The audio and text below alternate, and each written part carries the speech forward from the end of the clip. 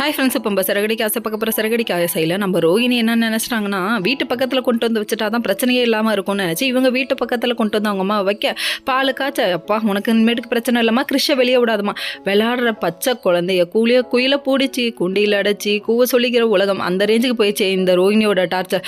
தாங்க முடியல பாஸ் அப்படிங்கிற மாதிரி இருக்குது. வெளியே வரக்கூடாது அப்படின்னு கிறிஷுக்கு ஒரு ஆர்டர் போடுறாங்க. அந்த பச்சை புள்ள எவ்வளோ வேலை தான்ப்பா செய்யும் அந்த மாதிரி இருக்குது.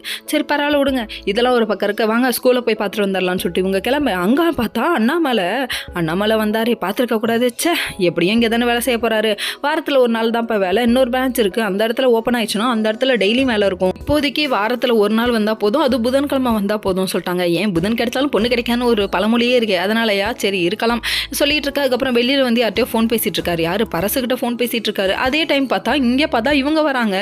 மாட்டுவாங்களா மாட்ட மாட்டாங்களான்னு சொல்லிட்டு போயிட்டு இருக்கு.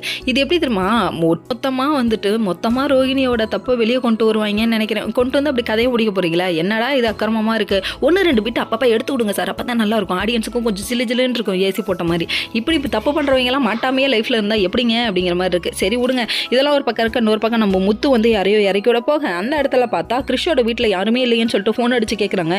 அப்படி இல்லைப்பா, நாங்கள் எங்கேயோ வெளியே போயிட்டோம், வெளியூருக்கு வந்துட்டோம், இது எங்களை டார்ச்சர் பண்ணாதீங்க, நிம்மதியாக விடுங்கன்னு சொல்லி திட்டி விட்டு ஃபோன் வச்சுட்டாங்க. இதை வந்து இங்கே மீனாட்ட சொல்ல மீனா அப்செட் ஆகிட்டாங்க.